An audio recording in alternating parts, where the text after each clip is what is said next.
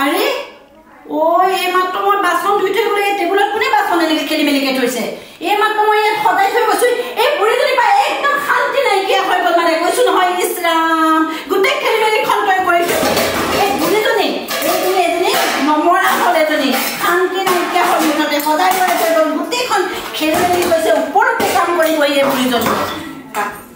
বুঢ়ীজনী পা একদম শান্তি নাই মুঠতে ওই সরে মাত্র মই দারু মারি থৈ গলো দারুটো ইয়াত মানে বুঢ়ীজনী মানে আকৌ দারু মাৰিলে এইজনী সঁচাকে শান্তি নাইকিয়া হৈ গল দে একদম মানে কিবা এই বুঢ়ীজনী এজনী পৰকৃতি লৈছে মৰিবলৈ এজনী শান্তি নাই মুঠতে আৰু দে ইছৰাম কি কণা বিধ তাই লিখি দিলে ঐ মোৰ এখন কপাল নহয় মোৰ চুতাল চুতাল একদম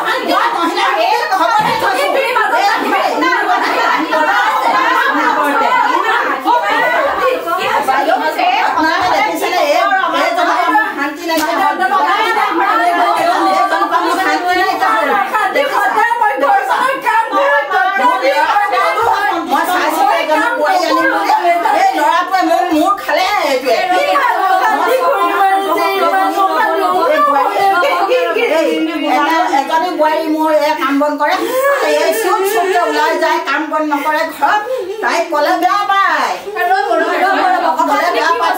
কওকচোন আমাক কওকচোন কথাখিনি কি হ'ল তুমি কান্দিছা যে তুমি মেইন কথা কি হৈছে তোমাৰ এই বুঢ়ীজনী মই কাম কৰি যাওঁ তথাপিও তুমি সন্তুষ্ট নহয় এনেকে মই ল'ৰাটোক লৈ পেলাই স্কুল ওলাই যাব লাগে সমাধান নহয় থাকি যায় মই মহিলা জাবৰ থাকি যায় ফোন এটা কৰো বাচন ধুও আৰু ৰবা তুমি ৰবাচোন দিপা অকমান আহি পালে সি কৈছে আপোনালোকে ৰব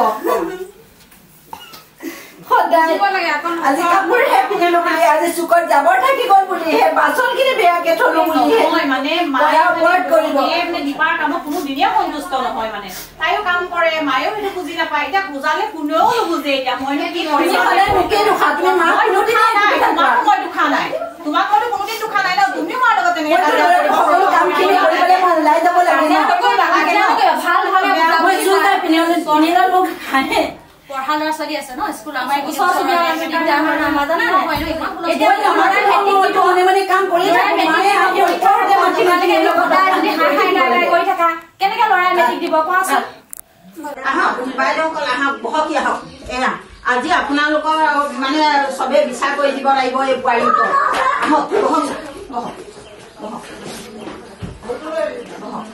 এই মানে বহুত অত্যাচাৰ বুজিছে বাইদেউ নমস্কাৰ দেই আপোনালোকে আজি বিচাৰ কৰি দিয়ক এতিয়া আপোনালোকৰ হৈছে কি সেইটো কওকচোন বাৰু এই মোৰ এইজনী বোৱাৰীয়ে অকণো কথা নুশুনে গম পাইছেনে মোৰ ওপৰত বহুত অত্যাচাৰ কৰিছে আপোনালোকক মাতি আনিছো আজি এইখন বিচাৰ কৰি দিয়ক নহলে এনেকে সদায় থাকিলে মোৰ বিপদ হব এখেতে কোৱা কথাবিলাক সঁচা নে বাৰু নহয় মই ৰাতিপুৱা যেনেকে পাৰো মই ঘৰ দুৱাৰ সাৰো তাৰ ওপৰত এই বুঢ়ীজনীয়ে সেয়া তুমি সেয়া বুঢ়ীজনী কলা এনেকেই কাজিয়াখন হয় কেতিয়াও বুঢ়ীজনী বুলি কব নাপায় নহয় এখেত বুলি কবা তোমাৰ শাহুমা নহয় জানো মা বুলি কবা এই বুঢ়ীজনী বুলি শব্দটো তুমি নকবা কৰাৰ ওপৰত কাম কৰে জানেনে নহয় নহয় মই ৰাতিপুৱা শুই উঠি পেলাই মই গা ধুও চোলা চোতাল সাৰো মই সকলো কাম কৰিলে মানে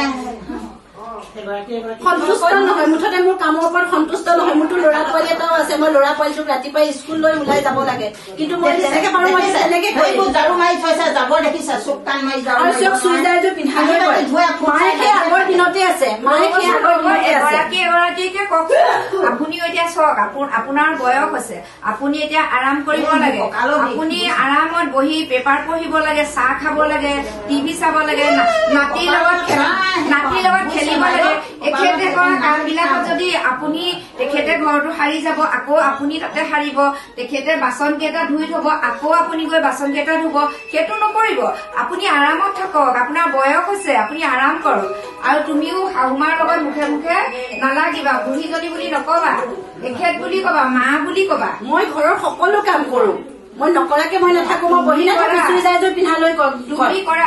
আৰু চুইজাৰযোৰৰ কথা হ'ল কি, চুইজাৰযোৰ বাইদেউ কি কয় সেইটো নহয়, চুইজাৰযোৰ হৈছে আৱৰত থকা এটা ড্ৰেছ। আমি এতিয়া নামঘৰলৈ গলে বা বিয়া সবাহলৈ গলে বা গাঁৱলৈ গলে মেখেলা চাদৰ পিন্ধি যাওঁ। আৰু শুনক ঘৰত যেতিয়া থাকিব, ঘৰৰ কাম কাজ বিলাক কৰিবলৈ হলে চুইজাৰযোৰে পিন্ধিব লাগিব। বজাৰলৈ গলে চুইজাৰযোৰে পিন্ধিব লাগিব। নামঘৰলৈ গলে বা গাঁৱলৈ গলে বা বিয়া সবাহলৈ গলে তাই চুইজাৰযোৰ নিপিন্ধে নহয়। আপুনি সেইবোৰ নধৰিব। ল'ৰাটো লৈ যাওঁ চক, এদিন মই কৰিছো, কিন্তু কিমান মানুহ আছে কোনেও মোক পঠাই দিব নাই। সেইদিনাখনৰ পৰা মই চুইজাৰ পিন্ধিবলৈ ললো। আপুনি বহকচোন, আপুনি বহক, আপুনি ইয়াতে বহক। আপুনি কিয় নাচি বাগি আছে? আপুনি মাতি আনিছে, আপোনাৰ কথা মতে আমি আহিছো।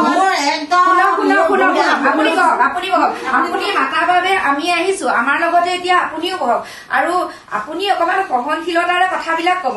আজিকালি সৰু ছোৱালী, তাইতো বেছি বয়স হোৱা নাই, গতিকে আপুনি যেনেকে বুজাব তাই তেনেকে বুজিব। আপুনি খং ৰাগ নকৰিব দেই। আৰু এদিন চোক চোতাল সাৰি থাকোতে কি কৈছে জানে, লাঠি এডাল আনি পেলাই কয়লা ফুলত দি মাৰি দিছে। এতিয়া এটা কথা হ'ল কি, মাক দেউতাকে ছোৱালী এজনীক তুলি তালি ধুনীয়াকৈ ডাঙৰ দীঘল কৰি এখন ঘৰলৈ ছোৱালীজনী উলিয়াই দিয়ে।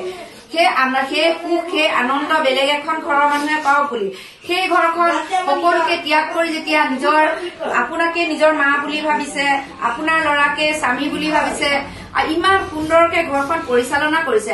আৰু আপুনি যদি সেই বোৱাৰীজনীক কথাই প্ৰতি ঠেকেচা নেকেচা দিয়ে, কথাই প্ৰতি গালি পাৰে, তেতিয়াহ'লে মই বুজাই আছো, তুমি ওপৰতে মাত নিদিবা। পিন্ধি যদি মই সন্মান নকৰো তেতিয়া বেলেগ কথা। তুমি চুইজাৰে পিন্ধিবা, তোমাক পিন্ধিব মানা কৰা নাই। আপুনি ঘৰত থকা অৱস্থাত তেওঁক চুইজাৰে পিন্ধিব দিব, কিন্তু বিয়া সবাহ বা নামঘৰলৈ গলে তেতিয়া মেখেলা চাদৰ পিন্ধিব। তেওঁ নিজেও জানে।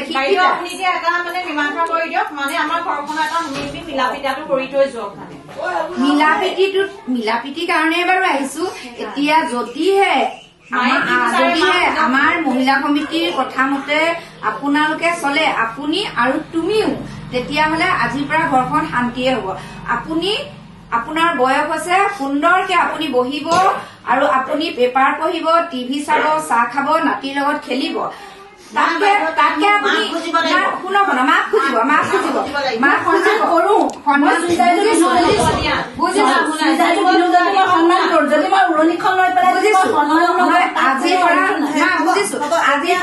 আজিৰ পৰা আপুনি তেওঁক তেওঁ কৰা কাম বিলাক ওপৰতে কৰিবলৈ যত্ন কৰিব। আৰু শাহুমাৰ লগে লগে তুমি তুমিও শাহুমাৰ তুমি এতিয়া ভুল কৰিছা, তুমি মাৰ ভৰি ধৰি ক্ষমা খুজা। আপুনি আজি পৰা মই যেনেকে কৰো আপুনি তেনেকে আপুনি সেয়েহে আচল মানুহ শাহু বোৱাৰী। এতিয়া উঠা আপুনি উঠক। সেয়েহে আচল মানুহ। আজি ইমান ধুনীয়াকে শাহু বোৱাৰী আকৌ মিলি গল। এনেকে থাকিবচোন সদায়। আমি দ্বিতীয়বাৰ আহিম, আপোনালোকৰ ঘৰত চাহ খাই যাম। এতিয়া আমি আহিলো, আপোনালোক দুয়োগৰাকী আগৰ দৰে পাৰিব দেই। বহুত বহুত ধন্যবাদ।